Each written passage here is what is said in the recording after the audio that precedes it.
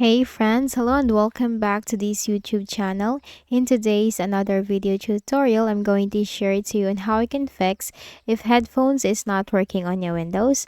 So without further ado, let's go quick into the process. Go ahead in the Windows search bar and type services. Click on services under the best match. Now scroll down to the P section as this is arranged in alphabetical order.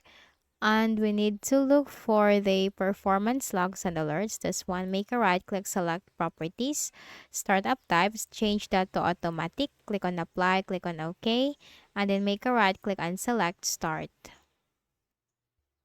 Now once done, close this window and then go ahead in the Windows search bar and type sysdm.cpl. Control panel item, simply click on that.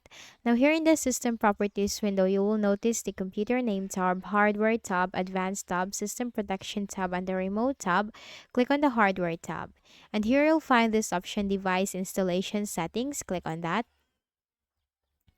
Now, if you have chosen yes, simply change that to no. If you have chosen no, just simply remain that as no. And click on Save Changes. Click on OK.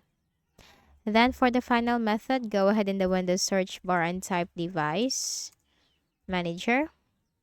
Click on that under the best match. Now here we need to locate the sound, video, and game controllers and locate your audio driver. Make a right click, select update driver, and then search automatically for drivers. Now the best drivers for your device are already installed. Close this. And if you have your device in the list right here, all you have to do is make a right click, select update driver, search automatically for drivers. Now the best drivers for your device are already installed. Close this. You can also make a right click and select disable, and after that wait for some time and then select enable. Then after that, make a right click at the start button, shut down or sign out, and restart your Windows, and for sure your problem will be fixed. Your headphones will work this time. So I hope this video helped you. Kindly please do not forget to hit the like button and subscribe to this channel for more tutorials like this. Thank you for watching.